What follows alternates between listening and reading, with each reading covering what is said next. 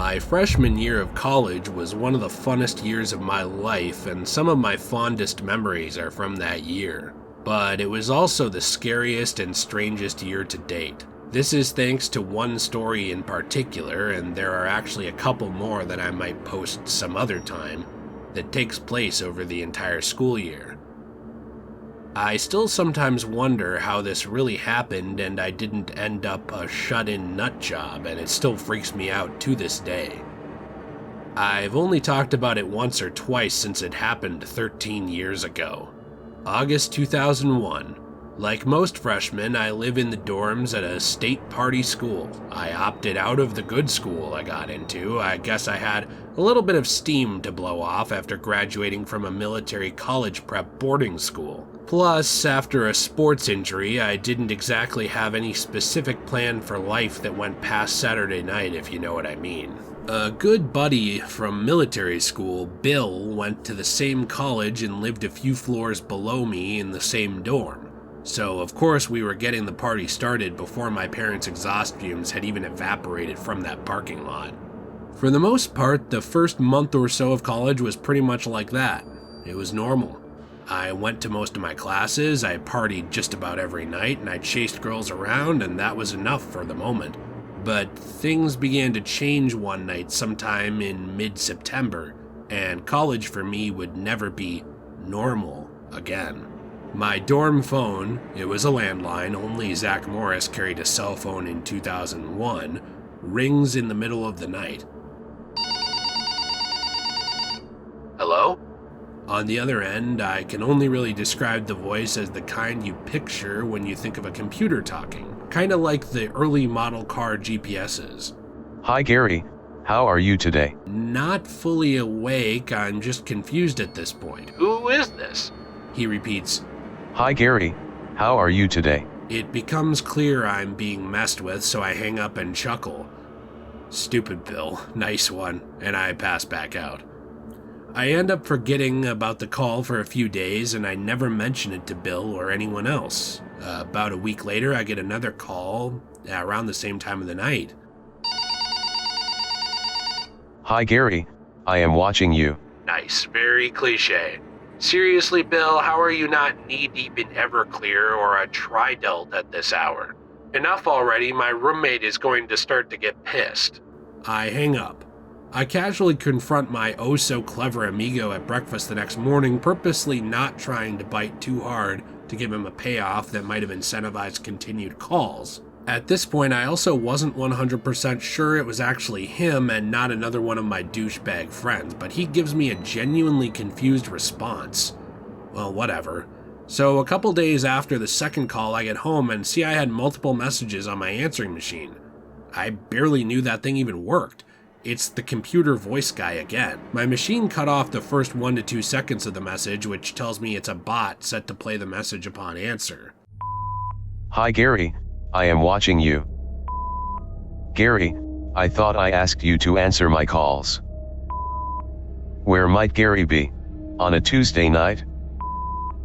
Okay, so one of my friends is clearly an asshole or bored enough to really push for a reaction here. The next day, I play the messages for Cade, my roommate, who was around during the calls, which were apparently earlier in the night when he was actually still awake. He'd been a close buddy since we were in junior high, but we'd sort of taken separate paths after high school. So anyway, he's aware that I'm a bit of a wild child and thinks nothing of the first couple messages, but by the third, he's a bit spooked. I then walk down to a couple of other buddies' rooms and casually but immediately bring up the subject and get nothing. Over the next couple days, I press all close and semi-close friends, but I get 0 answers and end with 0 suspects. The calls start coming more frequently over the next couple months, starting at once a week, then to once every 2 to 3 days, up to every day by Christmas break, and I don't say anything to my family at that point, although I probably really should have. What started out as a decent beginning of college turned into not showing up for my classes, tests, nothing. My grades reflect it, and I'm too busy answering for a 0.67 GPA to talk about some dumb prank that would likely be dismissed as a pathetic attempt at an explanation. I have an uneventful break and back to school I go, determined to become a new man. I gotta get my shit together with these grades, so I tell Bill I'm gonna have to chill out with partying and focus on school. So the first night back, I get my spring semester call from the computer voice guy. How is your family doing in Cyprus? That's my hometown suburb. Okay, now this is bullshit, man. What kind of douchebags am I hanging out with that even have the discipline to drag out a prank this long? I get the answer to that question a few days later, and the answer is none of them. The calls start becoming a bit more threatening and honestly downright dark. I'm very interested, Gary, in being close to you. Yeah, with kind of the weird sentence structure like that. I have tools I can bring. It is going to all be over soon.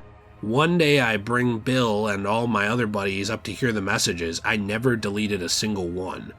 I guess when things happen over longer periods of time, you don't really feel the cumulative impact until laying out the entire package of evidence.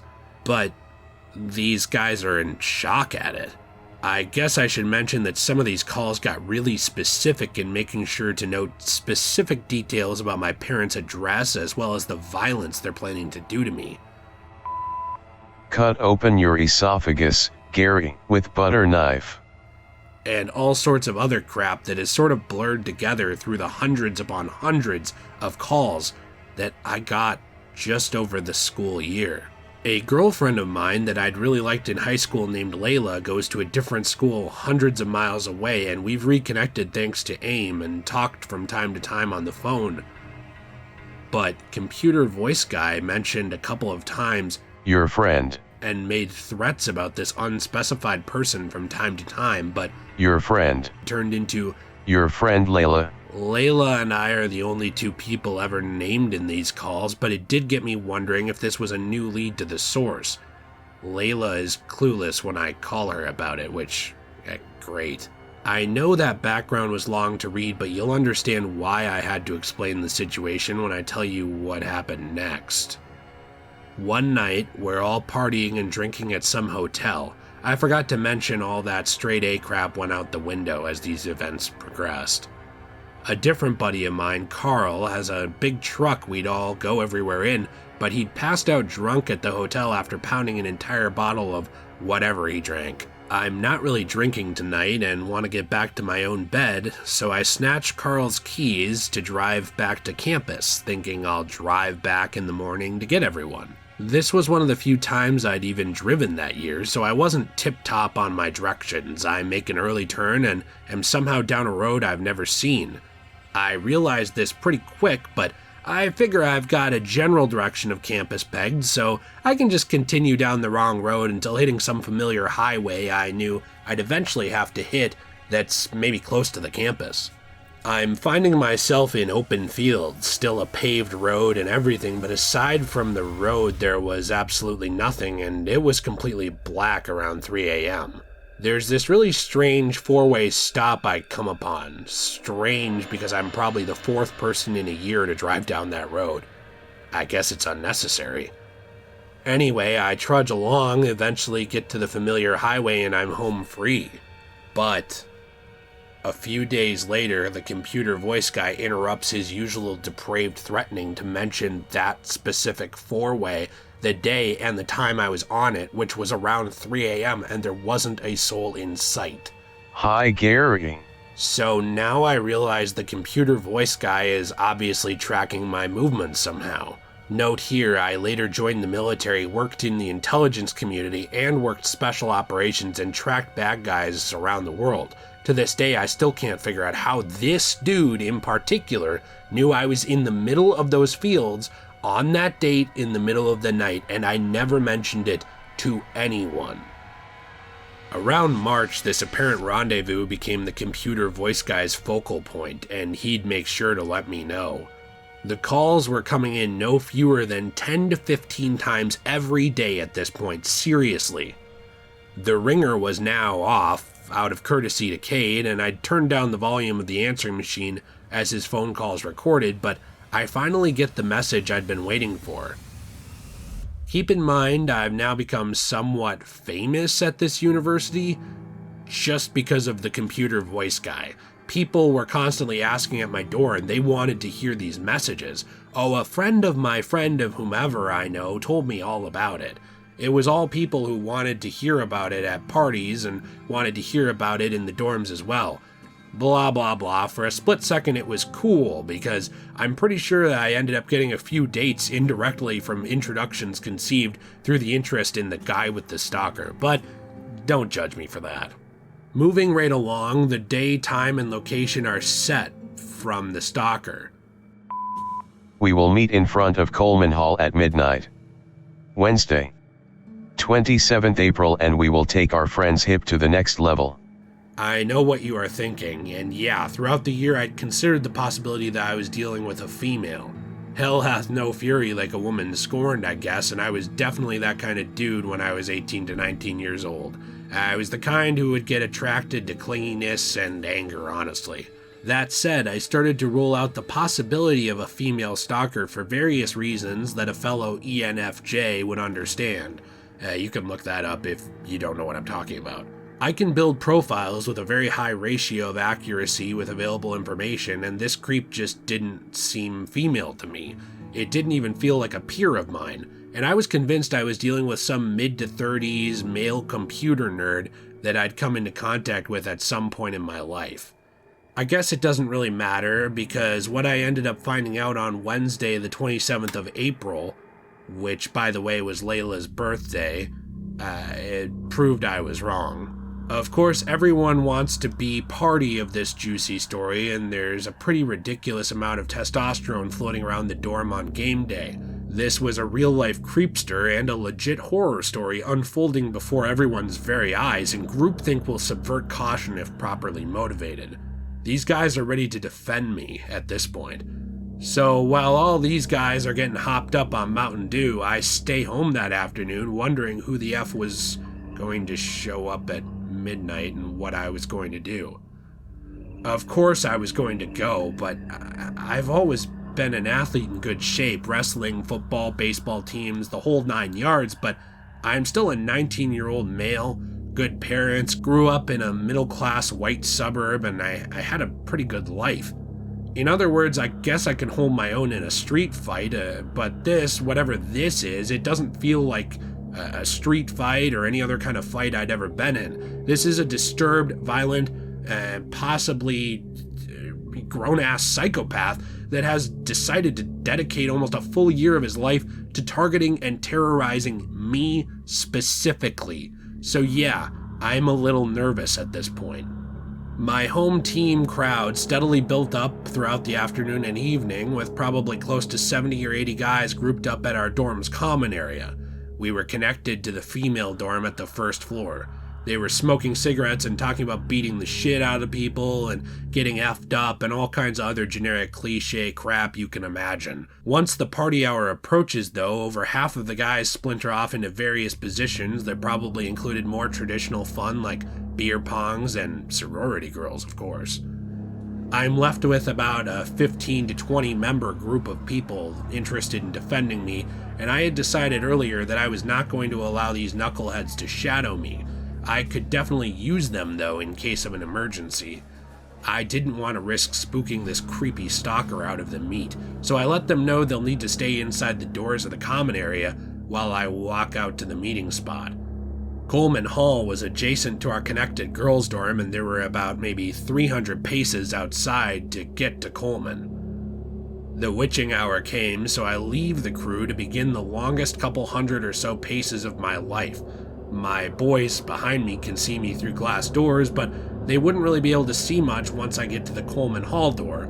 About 100 paces or so away from my spot, I observe two things at the same time. First, there's some kind of quick movement, it's very small, in front of the patio walkway that goes all the way around the building, and two, the movement was in a spot along the walkway where the only normally uber bright bulb is out. I'm not exactly sure how I was able to see him, but I suddenly realize someone is crouched behind one of the bushes outside the patio perimeter against one of the building pillars. They're in dark clothes and a hoodie, and he's a few feet off from the path where I'm supposed to meet him.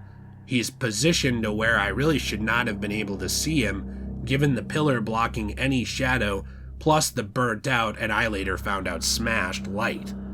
In fact, I could have easily walked all the way to the door without ever having noticed someone down there, and nope, I sorta jump mid-step as this happens. I see him raise up a little, thinking I might have seen him. I see him raise up and take a step toward me, and fight or flight hits. I've learned that my particular fight or flight chooses fight in more mild situations, and flight in more intense ones, but for shit your pants situations, it's kinda scarier to run away with your back to whatever scary shit is in front of you. So I fight. Before I realize what I'm doing, I'm in a dead sprint towards this guy who I'm guessing sees what I can't see yet, which is everyone busting through the glass doors behind me in hot pursuit. The creep nopes the fuck out of there, running on the patio alongside Coleman Hall towards the parking lot. I can tell this isn't the mid-30s computer nerd I predicted. This guy is above average height, above average broad, and above average build athletically. That's all I could tell, really. I'm not even sure if he was white because he was at least tan, maybe Hispanic, Middle Eastern, I really can't tell. I'm really booking it as he turns right on a dime at the edge of the building, and I realize I'm moving fast enough to catch him, but everyone else is really far behind.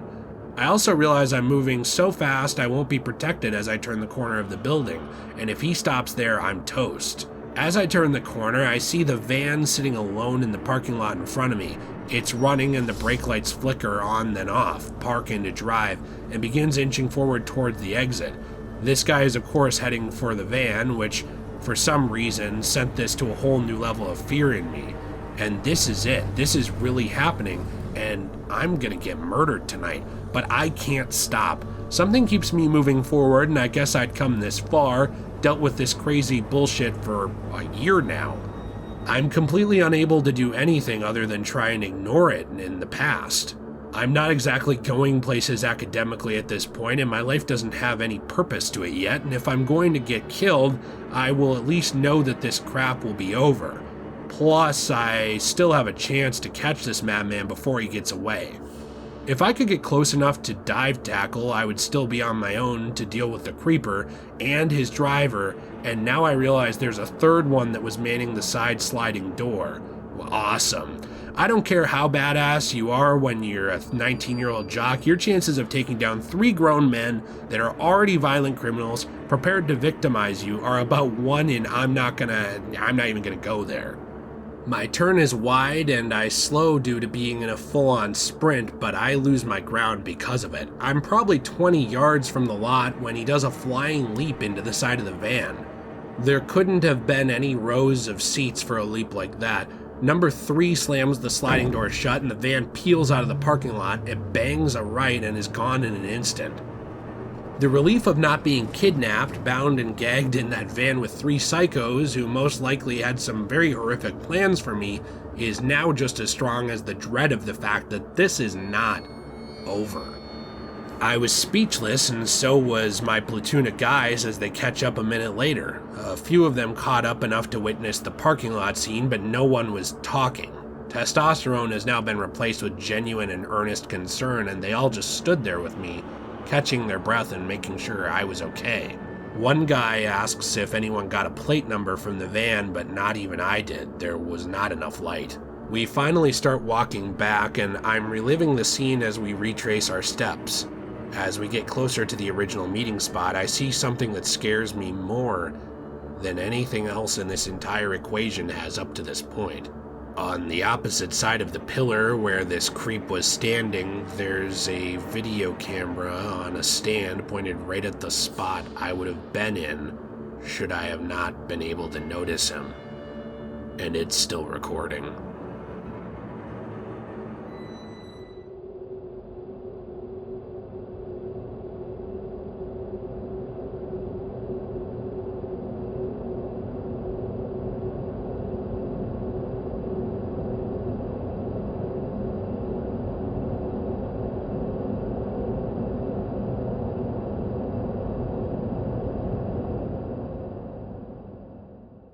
Goodbye.